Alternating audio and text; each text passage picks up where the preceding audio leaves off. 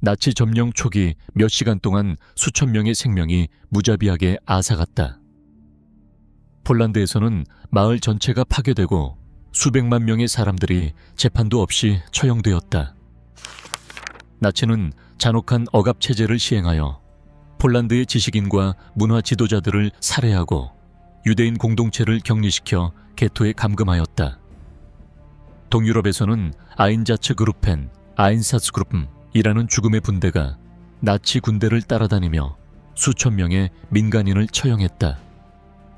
바비야르와 같은 장소에서는 단 이틀 만에 33천 명 이상의 유대인이 대규모이자 체계적인 방식으로 학살되었다.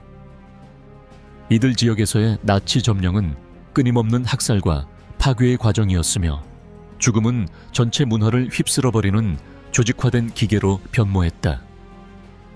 무엇이 나치로 하여금 이러한 범죄를 저지르게 만들었는가? 어떻게 한 이데올로기가 수백만 명을 그러한 공포의 가해자로 변모시킬 수 있었는가?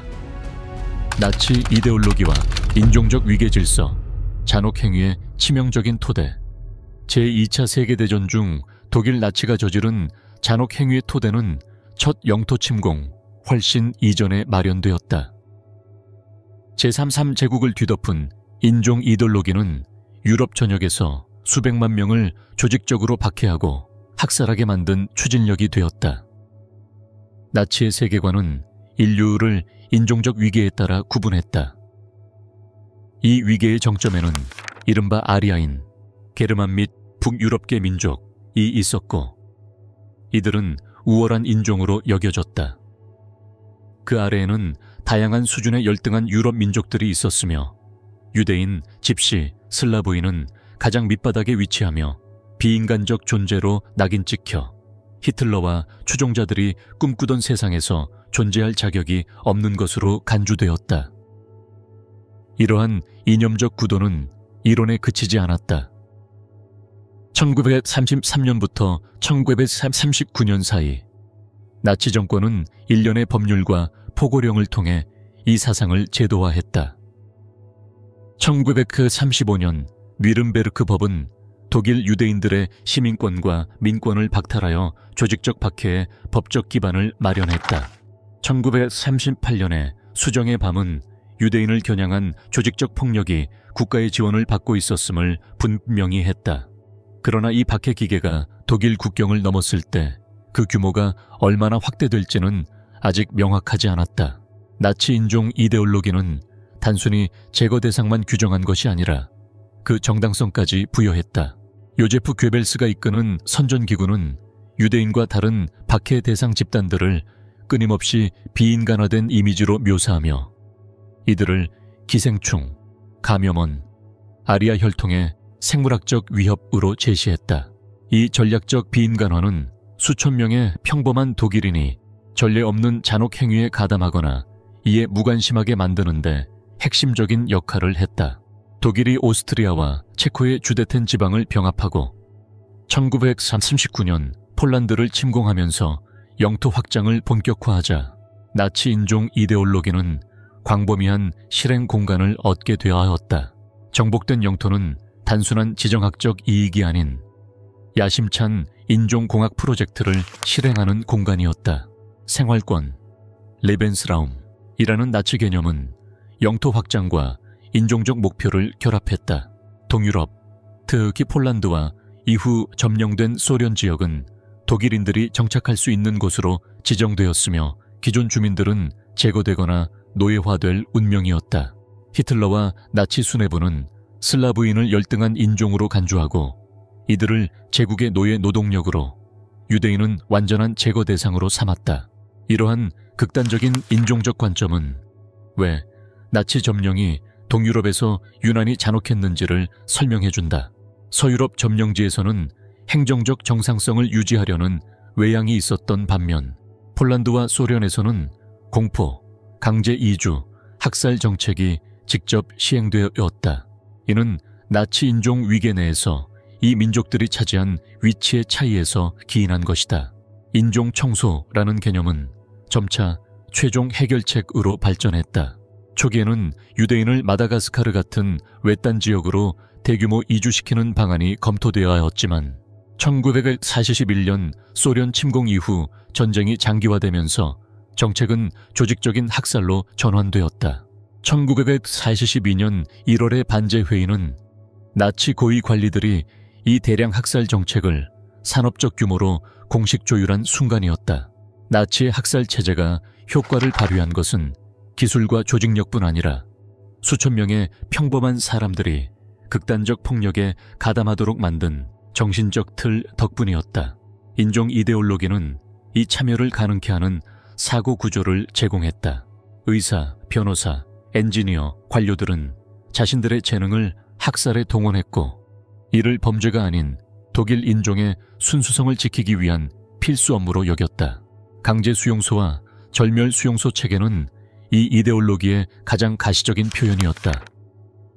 그러나 가스실이 등장하기 전에도 나치는 덜 산업화되었지만 똑같이 치명적인 방법을 사용했다. 아인자츠그루펜이라는 이동식 학살 부대는 독일군을 따라 동부로 진격하면서 유대인 공동체를 대량 총살로 체계적으로 말살했다. 키우 인근 바비야르에서는 1941년 9월 단 한 번의 작전으로 33,000명이 넘는 유대인이 학살당했다. 나치 인종 이데올로기는 전쟁과 점령의 규칙을 완전히 뒤바꿨다. 전통적인 군사 점령이 영토와 인구를 통제하고 자원을 착취하려는 것이었다면 나치 체제는 특정 인류 집단을 완전히 제거하는 데 초점을 맞췄고 그들의 충성도나 경제적 가치조차 고려 대상이 아니었다. 이러한 이념적 기반 구조는 나치의 잔혹 행위가 역사적으로 얼마나 독특했는지를 설명해준다. 이 체제는 단순히 군사적 혹은 경제적 목표를 추구한 것이 아니라 인종적 관점에서 전체 민족의 말살을 하나의 목적이자 자칭 우월 인종의 미래를 보장하기 위한 정화 프로젝트로 설정했던 것이다. 폭풍의 첫 번째 물결, 폴란드와 체코슬로바키아에서의 나치의 약탈과 점령. 제3제국의 팽창은 단순한 군사 정복 이상의 것이었다. 점령된 각 지역은 즉시 약탈과 인종 재편을 위한 정교한 작전의 무대가 되었다. 1900길 선박 9월 나치의 공격으로 첫 피해를 입은 폴란드는 이 정책들의 가장 가혹한 버전을 겪었으며 이는 이후 다른 지역에서도 반복되었다. 폴란드 침공은 새로운 형태의 전쟁의 시작을 알렸다. 폴란드군을 물리치는 것을 넘어 나치 기계는 국가 해체를 위한 세부 계획과 함께 도착했다. 점령 초기 특수부대가 정규군을 따라다니며 제거 대상인 지식인, 정치 지도자, 문화 인사들의 명단을 가지고 움직였다. 이 조직적인 수뇌부 제거는 폴란드 민족 정체성을 파괴하고 국가를 제국의 도구로 전락시키려는 목적이었다.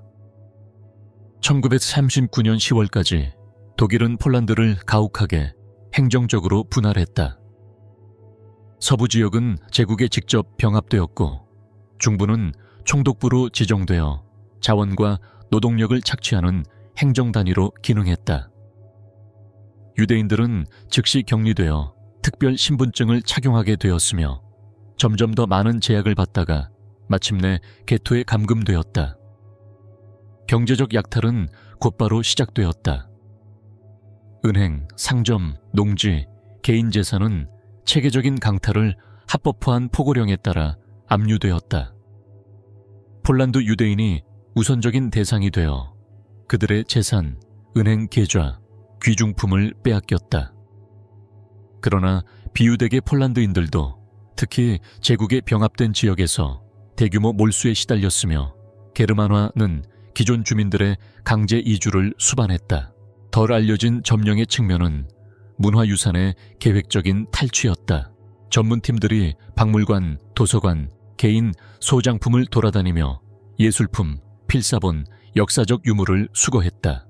폴란드는 점령 기간 중 문화유산의 70% 이상을 잃었으며 이는 독일 전문가들이 제국의 박물관을 위해 선별하고 슬라브 문화를 대표한다고 여겨지는 요소를 파괴한 조직적 약탈이었다. 전쟁이 공식적으로 시작되기 전 이미 해체된 체코슬로바키아에서도 유사한 점령 패턴이 이어졌지만 초반에는 비교적 덜 폭력적이었다. 1939년 3월 수립된 보헤미아 모라비아 보호령은 체코 행정의 외관을 유지했으나 실제 통제는 독일 당국에 있었다. 그러나 1942년 라인하르트 하이드리히 암살 이후 탄압은 격화되었고 초기의 유화적 태도는 단순한 전술임이 드러났다. 하이드리히 암살 후 리디체 마을의 파괴는 집단 책임이라는 나치 논리를 보여준다. 마을 남성 173명이 즉시 처형되고 여성은 라벤스부르크로, 어린이들은 게르만화를 위한 선별을 제외하고 재교육기관으로 강제 이송되었으며 마을 자체는 완전히 파괴되었다. 나치는 이 작전을 정밀하게 촬영하고 기록하여 다른 점령지에 경고로 활용했다. 1941년 발칸반도로 진격하면서 독일군은 다양한 상황에 직면했고 점령 정책도 이에 맞춰 조정되었다. 민족 갈등이 존재하던 유고슬라비아에서는 나치는 이 분열을 이용해 우스타샤가 이끄는 크로아티아 괴뢰 정부를 지원했다. 이들은 세르비아인 유대인 집시를 제거하기 위한 자체 수용소 체계를 세웠다. 독일, 이탈리아, 불가리아가 부분적으로 점령한 그리스는 계획된 경제 파괴를 겪었다. 1942년 식량의 조직적 징발로 발생한 인위적 기근으로 30만 명 이상의 그리스인이 사망했고 유럽에서 가장 오래된 유대인 공동체 중 하나인 테살로니키 유대인 공동체는 1943년 아우슈비츠로의 강제 이송 후 거의 전멸했다. 이들 모든 지역에서 나치는 자원을 독일로 체계적으로 이전하는 경제 통제 체계를 도입했다.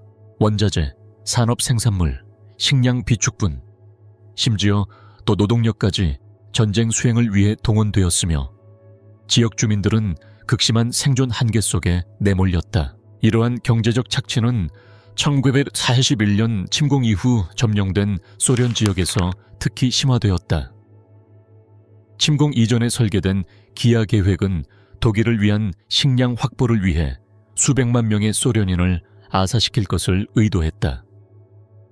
유럽의 곡창지대였던 우크라이나 농촌 지역은 수확물이 몰수되었고 주민들은 기아로 죽어갔다. 나치 점령의 핵심 요소 중 하나는 인구를 인종 기준으로 분류하는 인구조사 및 등록 시스템이었다. 겉보기엔 중립적인 이 행정 도구는 조직적 박해를 가능하게 하는 치명적인 수단이 되었다. 예를 들어 네덜란드에서는 상세한 인구 기록 덕분에 유대인 공동체의 75%가 식별되고 강제 이송되었다. 다양한 점령 경험은 공통된 핵심 패턴을 공유했다. 독일인이 정점에 있고 다른 민족들이 인종적 가치에 따라 분류되는 인종적 위계 체계의 강요였다. 이 체계는 식량, 노동, 이동의 자유, 나아가 생존 가능성을 결정했다. 서유럽에서는 일부 집단이 비교적 정상적인 점령 생활을 유지할 수 있었던 반면 동유럽의 대부분 인구는 체계적 파괴를 목적으로 하는 조건에 처했다. 1942년 말까지 나치 점령 체계는 그 방법을 정교하게 완성했다. 폴란드에서 즉흥적으로 시작된 정책은 통합된 통제, 착취, 학살 시스템으로 발전했다. 나치 점령은 단순히 군사 승리나 경제 수탈을 넘어서 유럽의 인종 구성을 근본적으로 재편하려는 인종적 비전을 실행에 옮기기 위한 것이었다.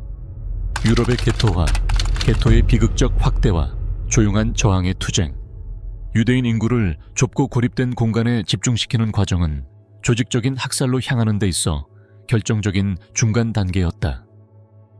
개토는 즉흥적인 조치가 아니었으며 나치의 집단학살 기계 안에서 유대인을 분리하고 비인간화하며 궁극적으로 죽음의 수용소로의 이송을 용이하게 하기 위해 계획된 구성 요소였다. 나치가 만든 첫 번째 대형 개토는 폴란드의 우치 개토로 1940년 4월에 봉쇄되었다. 그해 11월에는 바르샤바 개토가 세워졌고 이곳에는 도시 전체 면적의 단 2.4%에 40만 명이 넘는 사람이 밀집되었다. 1940년부터 1942년 사이 유사한 개토들이 폴란드 전역, 발트해, 연안 국가들, 그리고 점령된 소련 지역에 설립되었다. 헝가리와 같이 1944년에야 대규모 강제 이송이 시작된 지역에서도 학살을 준비하는 수단으로 개토 시스템이 도입되었다. 이들 공간의 물리적 조건은 고통을 극대화하도록 의도적으로 설계되었다. 여러 가족이 하나의 방을 함께 쓰는 극심한 밀집, 기본적인 위생시설의 부족, 필수 자원의 고립은 장티푸스와 같은 질병이 빠르게 퍼지는 환경을 만들었다. 독일 당국은 유대인 주민에게 하루 184 칼로리 수준의 식량 배급량을 공식적으로 정했는데 이는 장기 생존에는 명백히 부족한 수준이었다. 이러한 계획된 굶주림은 나치 전략 내에서 여러 목적을 수행했다. 한편으로는 수감자의 신체적, 심리적 저항력을 약화시켰고 다른 한편으로는 절망을 조장하여 내부 분열을 촉진했다.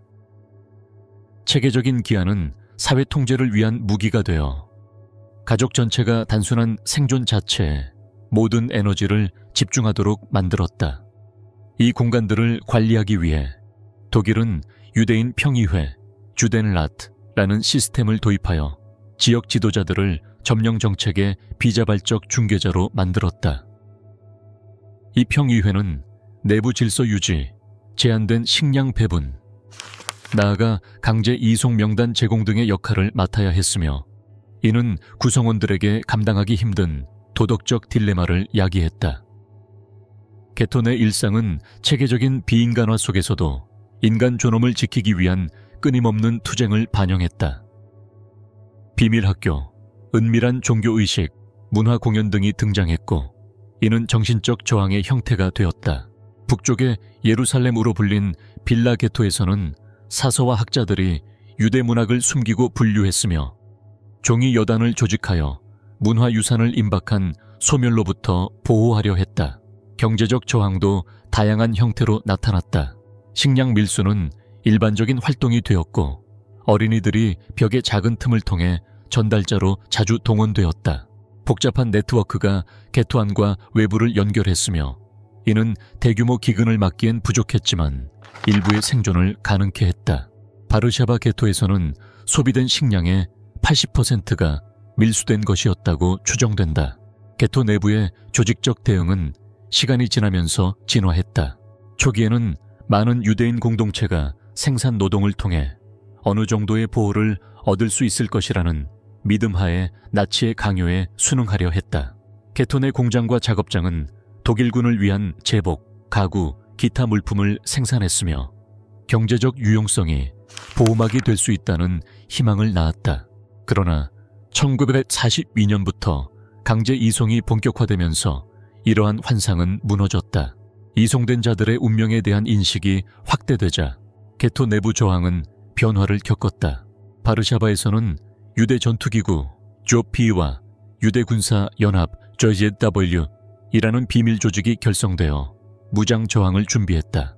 이들은 기존 밀수 경로를 활용해 무기를 확보하고 전투원을 훈련시키며 방어 부대를 조직했다. 1943년 4월 19일 SS 부대가 바르샤바 게토의 최종 청산을 시도하자 발생한 게토 봉기는 이러한 저항의 가장 상징적인 순간이었다. 거의 한 달 동안 열악한 무기로 무장한 전투원들은 대포와 공중지원까지 갖춘 독일군에 맞섰다. 그들은 지형에 대한 이해, 터널망, 즉흥 요새를 활용하여 독일군에 실질적인 타격을 주었고 결국 패배하였지만 역사적 전환점을 만들었다. 비록 덜 알려졌지만 다른 게토들에서도 유사한 봉기가 있었다. 비아위스토크에서는 1943년 8월 유대 저항 세력이 5일간 싸웠고 민스크에서는 근처 숲에 파르티잔과 연계된 저항 네트워크가 탈출과 사보타주를 조직했다. 심지어 생존 가능성이 거의 없던 절멸 수용소인 트레블링카와 소비보르에서도 1943년에 절망적인 반란이 일어났다. 저항은 항상 무장을 통한 것만은 아니었다. 학살의 은밀한 기록 역시 중요한 저항의 형태였다. 에마누엘 링겔블룸이 바르샤바 게토에서 조직한 오이넥 샤팟 비밀 아카이브는 체계적으로 증언, 공식 문서, 일상생활의 기록을 수집해 금속 용기에 담아 무더 후세를 위해 보존했다. 이 문서들은 전후 일부가 발굴되었고 나치 파괴 체제 내부의 귀중한 증언이 되었다. 1943년까지 동유럽의 대형 게토 대부분은 청산되었고 주민들은 절멸 수용소로 이송되었다. 마지막으로 제거된 대형 게토는 우치 게토였으며 이곳에 약 7만 명의 생존자가 1944년 8월 아우슈비츠로 이송되었다. 1939년부터 1944년 사이 게토에 감금된 수백만 유대인 중 해방을 맞이한 생존자는 극소수였다. 나치 게토의 역사는 점령군이 시행한 파괴 시스템과 인간의 저항 의지 사이에 끊임없는 긴장을 보여준다. 무장투쟁이든 비밀문화 기관 유지든 단지 하루 더 살아남으려는 일상의 의지든 이들은 모두 체계적인 학살과 문화적 기억 말살을 추구한 정권에 맞선 저항이었다. 이 계획된 죽음의 공간에서는 아이 교육이나 종교 의례와 같은 일상조차도 저항의 의미를 띠게 되었다. 대량 처형과 극단적 잔혹성, 발트 국가와 동유럽의 지옥. 독일군이 1941년 6월 소련을 침공하며 동유럽으로 진격하자 나치 학살의 가장 치명적이고 체계적인 단계가 시작되었다. 서유럽에서 박해는 보다 관료적인 절차를 따랐던 반면 동유럽에서는 즉각적이고 직접적인 폭력이 수개월 만에 수백만 명의 생명을 앗아갔다. 발트 3국, 에스토니아, 라트비아, 리투아니아는 소련 점령 1944년과 독일 침공 사이에 폭력적인 전환을 겪었다. 기존의 정치적 긴장과 소련 정권에 대한 반감은 나치가 능숙하게 이용한 조건을 만들었다. 독일군이 도착한 초기 몇 주 동안 카우나스, 코브노와 같은 도시에서는 농기구로 무장한 리투아니아 민간인들이 독일 당국이 본격적으로 행정권을 갖기 전부터 수천 명의 유대인을 학살하는 포그롬을 일으켰다. 이후 아인자츠 그루펜이라 불리는 나치의 학살 이동부대가 도착하면서 이러한 자발적 폭력은 체계적 학살로 변모했다. 독일 경찰, 현지 협조자들로 구성된 이 부대는 군 후방에서 인종정화 임무를 수행했다. 초기에는 성인 남성 유대인을 중심으로 처형했지만 1941년 8월까지는 여성, 어린이, 노인까지 포함하여 전체 공동체를 말살하는 방식으로 확장되었다. 빌라, 현 빌뉴스, 리투아니아. 인근의 포나리 숲은 이 학살의 초기 중심지 중 하나였다. 1941년 7월부터 1944년 8월까지 약 7천 명이 이곳에서 처형되었으며 대부분 유대인이었지만 폴란드인, 소련 포로도 포함되었다. 희생자들은 빌라 게토에서 무리로 이송되어 옷을 벗고 연료 저장소로 쓰기 위해 파놓았던 구덩이, 가장자리에 서게 한 뒤 총살당했다. 소수 생존자의 증언에 따르면 일부는 살아있는 상태로 구덩이에 떨어졌으며 다음 희생자의 시신 아래에 묻히기도 했다. 총알에 의한 홀로코스트 방식은 우크라이나에서 산업적 규모에 도달했다. 키우 외곽의 협곡 바비 야르에서는 1941년 9월 29일과 30일 단 이틀 만에 독일군이 33,771명의 유대인을 처형했다. 희생자들은 재배치를 위해 소집되었다는 명목으로 모여 그룹별로 협곡으로 이동해 소지품과 옷을 빼앗기고 조직적으로 총살당했다. 이후 2년간 이 장소는 학살 거점으로 계속 사용되어 집시, 정신병원 환자, 전쟁포로, 우크라이나 저항 세력 등 10만 명 이상이 이곳에서 생을 마감했다. 벨라루스에서는 이 파괴 양상이 더욱 심화되었다. 점령 기간 동안 5,000개 이상의 정착지가 완전히 파괴되었다. 1944년 늪 작전과 같은 작전은 파르티잔 탄압과 인종학살을 결합하여 단 2달 만에 약 1,000명의 민간인이 사망했다.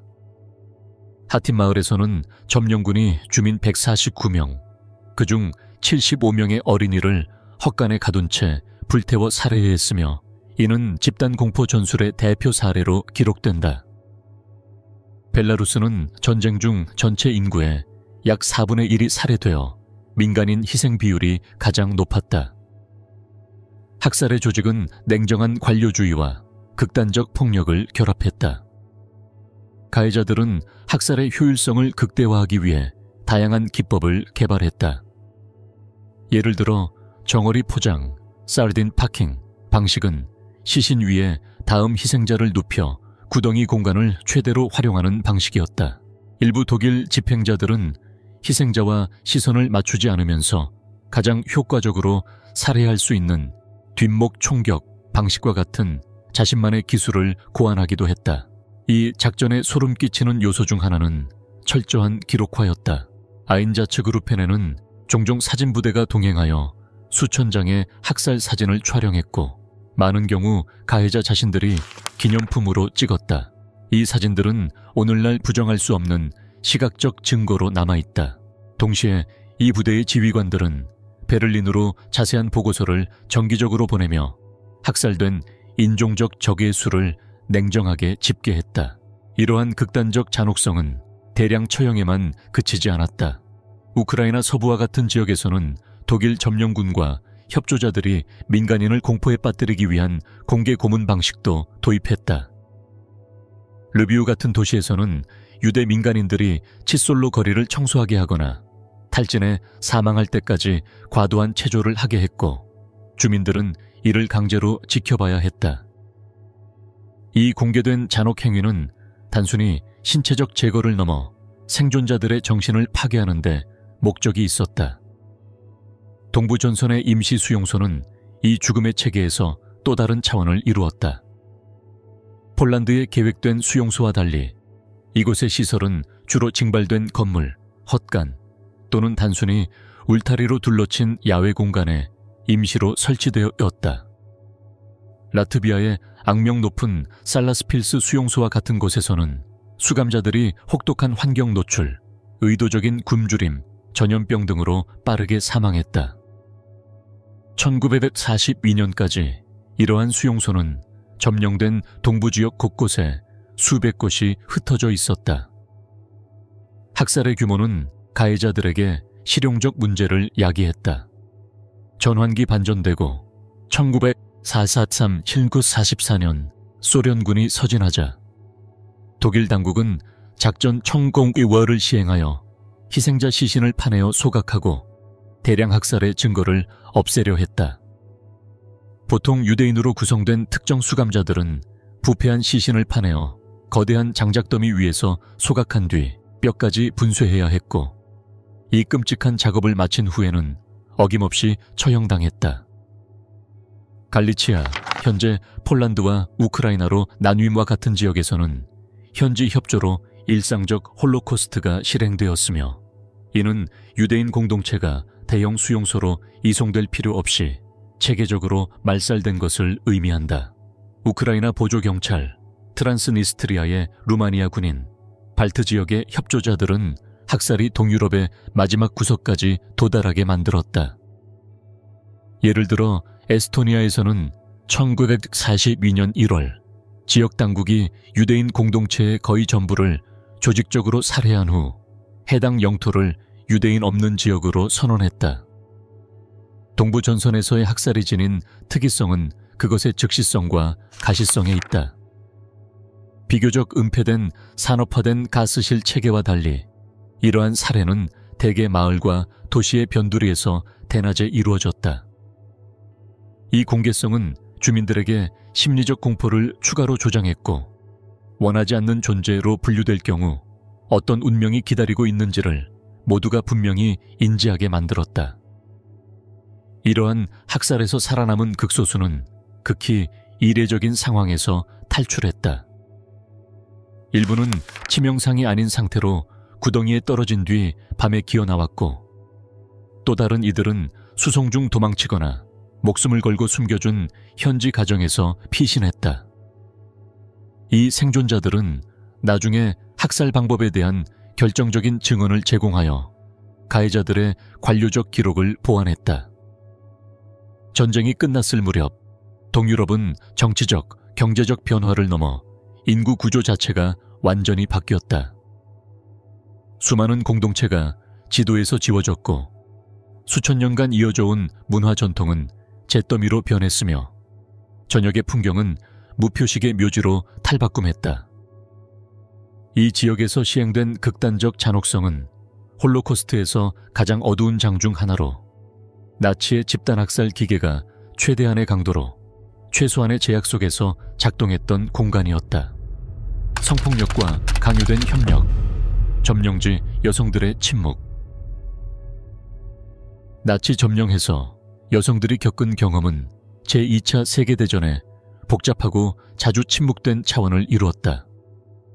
점령된 유럽, 특히 동유럽의 수백만 여성에게 있어 점령은 나치 제3제국의 인종 및 군사정책과 얽힌 특정 형태의 폭력과 착취를 의미했다.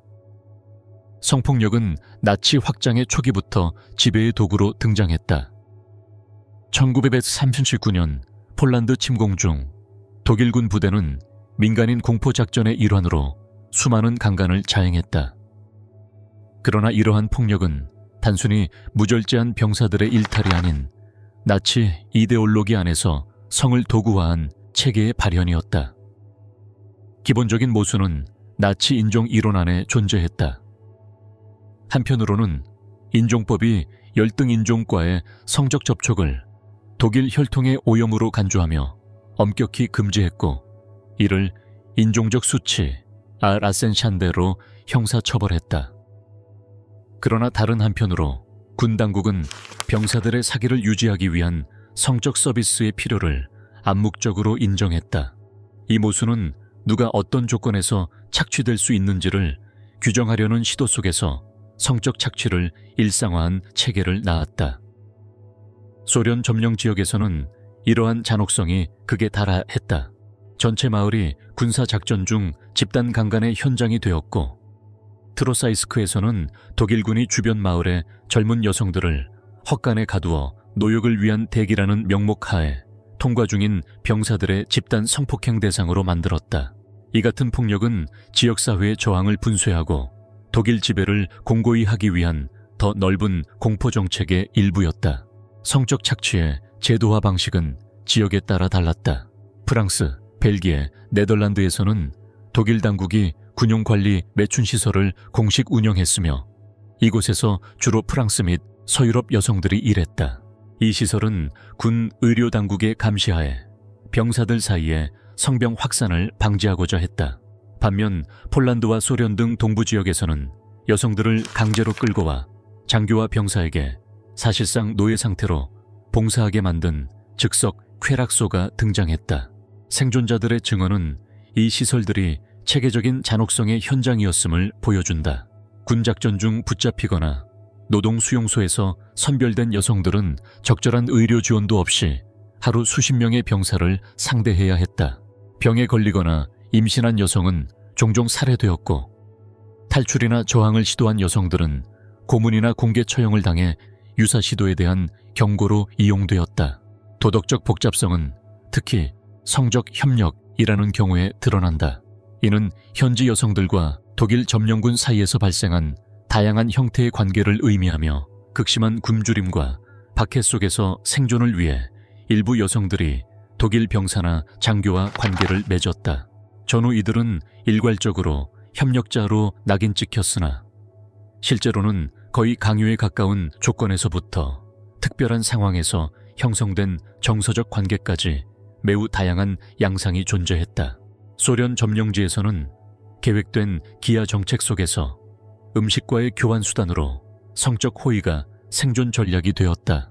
스몰렌스크 출신 생존자는 마을 여성들이 정치적 동조가 아니라 독일 병사는 빵, 겨울 땔감, 때로는 아이들을 위한 약을 의미했기 때문에 관계를 맺었다고 증언했다. 이 여성들은 굶주림과 강제 매춘 사이의 선택이라는 도덕적 딜레마를 살아야 했다. 이 상황은 피해자성의 복잡한 범주를 만들어냈다. 특히 비극적이었던 사례는 저항운동 여성들이 정보 수집을 위해 독일 장교와의 관계를 위장한 경우였다. 이들 중 일부는 해방 이후 성적 협력으로 기소되었고 그들의 은밀한 활동은 오해되거나 고의로 무시되었다. 수년간 투옥되었다가 뒤늦게 복권된 소련 첩보원 올가의 사례는 이들의 희생이 인정이 아닌 낙인으로 보답받았음을 보여준다. 이러한 관계에서 태어난 임신은 또 다른 피해자 집단인 적의 아이들을 낳았다. 점령 지역에서 독일 병사와의 관계로 태어난 아이들의 수는 정확히 알려지지 않았으나 보수적으로 추산해도 소련 내에서만 수만 명에 달한다. 이 아이들은 사회적 낙인, 시설 격리, 차별에 시달렸고 많은 어머니는 아이의 북의 신원을 숨기기 위해 서류를 조작하거나 지역사회의 보복을 피하기 위해 먼 지방으로 이주해야 했다. 소련군이 점령지를 되찾으면서 독일 병사와 관계를 맺었던 여성들은 또 다른 위기를 맞았다. 소련은 공식적인 처벌 정책은 시행하지 않았지만 이 여성들은 비공식 재판, 사회적 배제, 괴롭힘을 자주 경험했다. 수평적 협력이라는 의혹은 전쟁이 끝난 수십 년 후까지도 여성들의 사회적, 경제적 미래를 파괴할 수 있었다.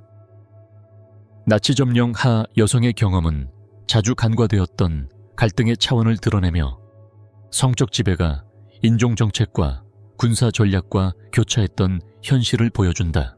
전후 이러한 경험이 침묵된 것은 피해자들의 개인적 트라우마뿐 아니라 단순한 저항과 협력의 서사를 불편하게 하는 복잡한 현실에 대한 사회적 회피를 반영한다. 이러한 조직적 착취의 진정한 규모는 수십 년이 지난 후에야 역사 연구와 늦게 발표된 증언들을 통해 드러나기 시작했다.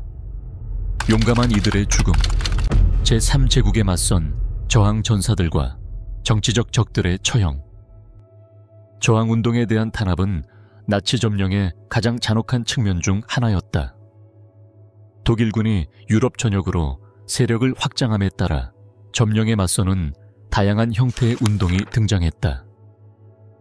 이는 도시의 비밀, 네트워크부터 산악과 산림 지역의 게릴라 부대에 이르기까지 다양했다. 이에 대한 나치의 대응은 무자비했고 정교한 정보망, 대규모 군사작전, 그리고 전체 인구를 공포에 떨게 하려는 집단 보복 체계를 동원했다. 저항의 형태는 지역적 맥락에 따라 달랐다. 서유럽에서는 프랑스, 벨기에, 네덜란드 등지에서 정보 수집, 산업 사보타주, 격추된 연합군 조종사 지원 등을 중심으로 한 도시 비밀망이 발달했다. 반면 유고슬라비아와 그리스의 산악 지역에서는 농촌을 장악한 게릴라 운동이 점령된 소련에서는 깊은 숲을 근거지로 한 파르티잔들이 철도와 검문소를 대상으로 하는 기습 공격을 감행했다. 이러한 움직임에 대한 나치의 대응은 점차 체계적인 탄압으로 진화했다. 저항자의 체포는 단순한 체포나 재판으로 끝나지 않았다. 체포된 자는 정보 획득뿐 아니라 전체 네트워크를 붕괴시키기 위한 잔혹한 고문에 시달렸다. 게슈타포와 SS 보안부는 체계적인 폭행, 수면 박탈, 욕조, 익사 고문, 나 전기 고문 등 다양한 수법을 사용했다. 체포된 저항자의 운명은 인종, 정치적 지위, 활동 성격에 따라 달랐다. 특히 프랑스와 벨기에 등 서유럽에서는 가짜 재판을 거쳐 처형되거나 강제 수용소로 보내졌지만 동부 지역에서는 대부분 고문 후 공개적으로 처형되었다. 이는 지역 주민들에게 공포를 주기 위한 목적이었다. 체코슬로바키아의 리디체 마을은 이러한 집단 보복 정책의 국제적 상징이 되었다. 1942년 5월 보헤미아 모라비아의 나치 총독 라인하르트 하이드리히가 암살된 뒤 독일 당국은 이 마을이 암살자들을 도왔다고 오인했다. 그 결과 마을은 완전히 파괴되었고 15세 이상 남성 173명이 즉시 처형되었으며 여성은 라벤스부르크로, 아이들은 게르만화를 위한 선별을 제외하고 재교육기관으로 이송되었다. 독일 당국은 이 파괴 과정을 세심히 기록하고 다른 점령지에 대한 경고용 선전물로 활용했다. 동유럽, 특히 벨라루스와 우크라이나의 파르티잔 활동이 활발했던 지역에서는 보복체계가 더욱 파괴적이었다. 1941년 제정된 정치위원 처리 지침 코미사르 베펠은 소련 정치위원을 포로로 잡으면 즉시 재판 없이 처형하라는 내용이었다. 이 명령은 명백히 전쟁법을 위반했으며 동부전선이 이념전과 재래식 전쟁이 결합된 공간이었음을 보여준다. 동유럽에서의 다에두이디두이드의 파르티잔 작전은 종종 초토화 작전 형태로 전체 지역을 파괴하는 방식으로 진행되었다. 1943년 5월 6월 벨라루스에서 벌어진 코트부스 작전에서는 6,000명 이상의 민간인이 처형되고 1,000명이 강제 노동으로 보내졌으며 수십 개 마을이 완전히 소각되었다.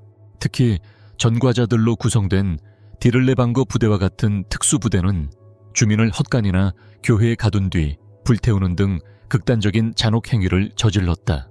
집단 보복 체계는 수치로 명문화된 비율까지 포함하고 있었다. 프랑스에서는 독일 병사 1명이 사망할 경우 50.100명의 인질을 처형하는 정책이 공식화되었고 세르비아에서는 병사 1명당 민간인 100명, 부상자 1명당 50명을 처형하도록 했다. 이러한 공개 처형은 현지 주민들에게 강제로 참관하게 했다. 처형 방식도 철저히 계산된 잔혹성을 보여줬다. 바르샤바와 하르키우 같은 도심 광장에는 교수대가 설치되어 며칠간 시신을 노출시켰고 범죄 내용을 명시한 표지판이 함께 걸렸다. 농촌 지역에서는 총살대가 희생자의 가족이나 이웃의 눈앞에서 작전했다. 독일 기록 문서는 이러한 처형 방식이 무작위가 아니라 주민에게 심리적 충격을 극대화하기 위한 전략적 선택이었음을 보여준다. 이러한 대량 처형은 특정 상황에서 산업적 규모로 이루어졌다. 점령된 소련 지역에서는 전쟁 포로나 파르티잔 협력자로 분류된 민간인을 대상으로 대규모 처형 작전이 자주 벌어졌다. 1942년 독일군이 크림반도를 탈환한 직후 소련 점령 당시 파르티잔에 협력했다는 이유로 약 45천 명의 민간인이 처형되었다. 이는 공포를 통한 지역 안정화라는 광범위 전략의 일환이었다. 유대인 저항자들은 이중의 박해를 받았다. 나치에게 이들의 저항은 유대볼셰비즘 음모라는 반유대주의 선입견을 강화시키는 명분이 되었고 더 극심한 잔혹성을 정당화했다. 1944년 바르샤바 봉기에 참여했다가 체포된 유대인 저항자들은 전쟁포로 지위조차 부여받지 못한 채 즉시 처형되었다. 이는 나치 점령 하에 군사정책과 인종정책이 교차했음을 보여주는 사례다. 아이러니하게도 이러한 잔혹한 탄압정책은 종종 역효과를 낳았다. 무차별적인 학살은 저항운동을 강화시키고 신규 참여자와 대중적 지지를 얻는 결과를 낳았다. 유고슬라비아에서는 프린츠 오이겐 사단의 민간인 학살이 티토의 파르티잔 운동을 강화시켰고 우크라이나 서부에서는 초기에는 독일을 반소련 감정으로 환영했던 지역이 점령군의 잔혹성으로 인해 급속히 적대적으로 변하며 저항의 거점이 되었다. 독일군의 군사 기록은 이러한 극단적 전술의 효과에 대한 내부 논쟁이 있었음을 보여준다. 일부 현장 지휘관들은 무차별적인 보복이 오히려 저항을 부추긴다며 보다 선택적인 접근 방식을 제안했다. 그러나 전체 인구를 본질적으로 적대적이거나 인종적으로 열등하다고 보는 나치의 인종 이데올로기가 대부분의 경우 전술적 고려를 압도했다. 점령된 폴란드의 총독 한스 프랑크는 이를 다음과 같이 요약했다. 죽을수록 우리에게 더 좋다. 이러한 잔혹한 탄압의 유산은 유럽의 물리적, 심리적 풍경 속에 깊게 각인되어 있다. 수천 개의 기념비가 파괴된 마을, 학살당한 공동체, 처형된 저항 전사들을 추모하고 있다. 점령에 맞선 이들에게 가해진 체계적이고 계산된 잔혹성은 나치 정권의 본질을 드러낸다.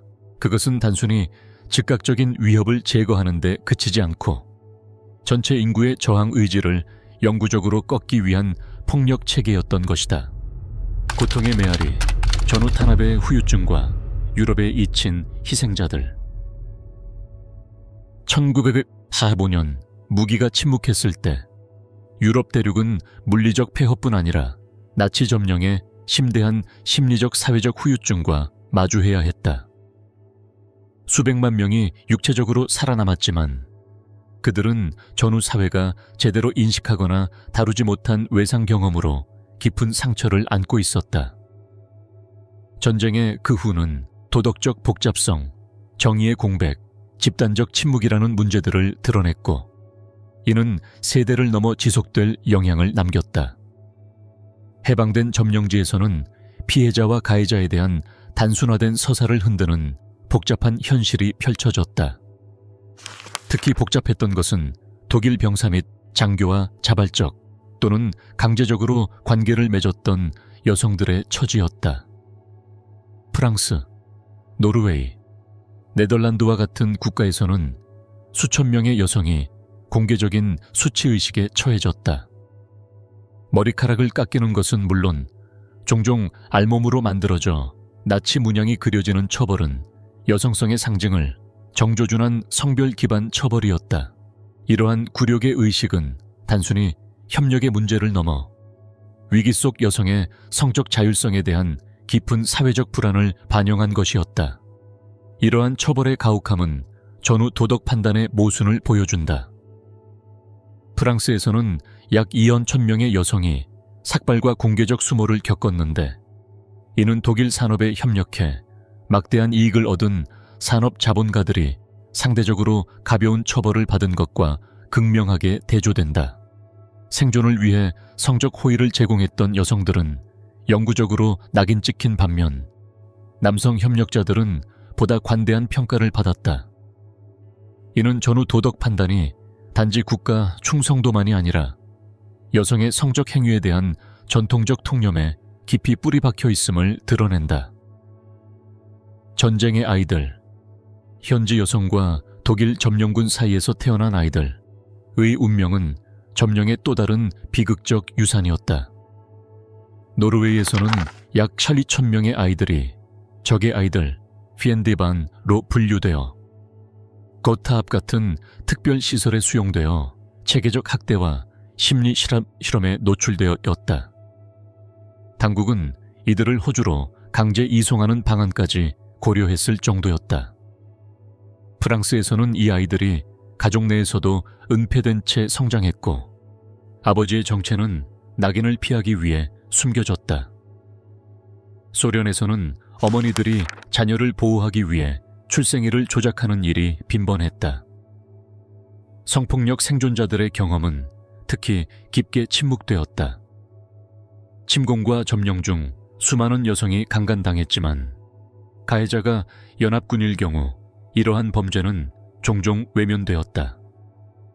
베를린에서는 소련군 점령 초기 약 10만 명의 여성이 성폭력을 당했으나 이들은 가장 가까운 가족에게조차 이를 밝히지 못했다.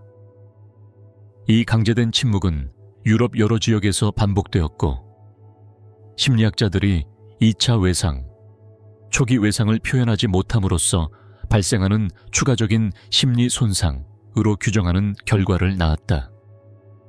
보상과 인식의 지역적 불균형은 이러한 불의를 더욱 심화시켰다. 서유럽의 생존자들이 점차 보상과 공적 인정을 받게 되었던 반면 냉정이 동구권에서는 정치적 이유로 희생자들이 지워졌다. 소련에서는 독일 수용소에서 살아 돌아온 전쟁 포로들이 협력자로 의심받아 신문을 거쳐 바로 굴락으로 보내지기도 했다. 스탈린 체제 해소는 단순한 생존 자체가 불신의 증거가 되었던 것이다. 특히 비극적이었던 것은 동유럽으로 귀환한 유대인 생존자들의 처지였다. 이들은 고향으로 돌아왔지만 집과 재산은 이미 다른 이들의 손에 넘어가 있었고, 일부 지역에서는 유대인의 재산을 탈취한 이웃들로부터 노골적인 적개심마저 마주해야 했다. 1946년 7월 폴란드 키엘체에서 벌어진 포그롬은 이를 상징한다. 이곳에서 홀로코스트 생존자 42명이 폴란드인들에 의해 학살당했으며, 이는 나치 패망 후에도 반유대주의가 여전히 존재했음을 보여준다. 많은 유대인 생존자들은 다시 한번 독일 서부의 난민 캠프, 이후 이스라엘 또는 미주로의 이주를 택해야 했다. 연합국이 뉘른베르크 재판 등을 통해 시행한 전환기, 정의는 역사적으로 큰 진전을 이루었지만 상당한 한계도 있었다. 최고위 나치 지도자들이 국제재판에 회부된 반면 중하위급 가해자 대다수는 공식적, 비공식적 사면을 통해 전후 사회로 복귀했다.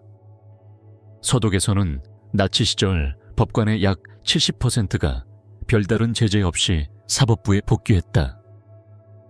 이 제도적 연속성은 피해자들이 법적 인정이나 보상을 받는데 큰 장벽이 되었다. 냉전의 발발은 이러한 왜곡을 더욱 심화시켰다. 서방 강대국들은 독일 서부의 안정화를 소련에 대한 방어선으로 간주하며 점점 더 광범위한 사면을 시행했다. 예컨대 서독의 1951년 제131호 법률은 나치 정권 하에서 근무했던 공무원들에게 동일한 직위와 완전한 연금 혜택의 복직을 보장했다. 동시에 서방 및 소련 정보기관은 나치 과학자, 스파이, 행정관들의 기술을 탐내며 이들을 기소로부터 보호하고자 경쟁했다. 점령과 저항에 대한 각국의 서사는 종종 단순화된 영웅 이야기 중심으로 형성되어 보다 복잡한 경험들을 주변부로 밀어냈다. 프랑스에서는 드골주의가 강조한 전국민 저항 신화가 협력의 실상을 가렸고, 네덜란드에서는 안네 프랑크의 이야기가 국제적 주목을 받는 동안 네덜란드 수용소에서 추방된 유대인들의 경험은 국가 기억에서 소외되었다. 이탈리아는 파르티잔 운동에 집중한 나머지 파시스트 및 나치와의 협력 현실을 축소했다. 특정 피해자 집단에 대한 침묵은 특히 깊었다. 유대인 못지않은 비율로 목숨을 잃은 로마 집시, 생존자들은 보상과 공식 추모에서 조직적으로 배제되었고, 독일 형법 제175조에 따라 박해받았던 성소수자들은 수용소에서 해방된 후에도 동일한 법률로 재투옥되었다. 이 법은 1969년까지 폐지되지 않았다. 나치 의료 실험의 피해자들 중에는 평생 장애를 안고 살아가며 수십 년간 인정과 기본적인 의료 지원을 얻기 위해 싸워야 했던 이들도 많았다. 이러한 불의에 대한 대응은 오직 점진적으로, 특히 1970년대 이후에야 시작되었다. 생존자 운동, 독립적인 역사 연구, 세대의 변화는 오랫동안 침묵되었던 경험들이 공공의식 속으로 떠오를 수 있게 했다. 노르웨이는 마침내 2018년 사건 발생 70여 년 만에 전쟁의 아이들에게 공식 사과와 보상을 제공했다. 프랑스는 1990년대에 이르러서야 수평적 협력자에 대한 처벌을 비판적으로 조망하기 시작했고, 성별에 따른 처벌의 불공정을 점차 인정하게 되었다. 독일 역시 그동안 배제되었던 피해자들을 보상 대상에 포함시켰지만 많은 이들이 인정을 받기 전 이미 사망한 뒤였다. 나치 점령의 심리적 유산은 아직도 온전히 이해되지 않은 역사적 차원으로 남아있다. 최근에 후생유전학 에피제네틱스 연구는 극심한 외상이 생존자의 후손에게 생물학적 취약성으로 전이될 수 있음을 시사한다. 보다 명확하게 드러나는 것은 행동 패턴, 의미 있는 침묵, 처리되지 않은 트라우마가 2세대와 3세대로 심리적으로 이어지는 현상이다. 점령, 폭력, 상실을 겪은 가족들은 종종 오늘날까지 영향을 미치는 역기능적 관계 구조를 형성해왔다. 개인의 외상적 기억과 국가 집단 기억이 중첩되며 이로 인한 긴장은 오늘날 유럽 사회 곳곳에서 계속해서 파장을 일으키고 있다. 전후시대는 해방이 반드시 모든 피해자에게 자유나 정의를 의미하지 않았음을 보여준다. 인식의 불균형, 선택적 기억 상실, 피해자성의 위계는 그 자체로 심각한 역사적 유산이다. 이는 우리에게 문명사회의 진정한 척도가 단지 잔혹 행위를 피하는 것에만 있지 않으며 과거의 불의를 인식하고 그것을 직면하며 특히 가장 취약하고 침묵당한 피해자들을 위한 회복과 수습의 능력에 달려있음을 되새기게 한다.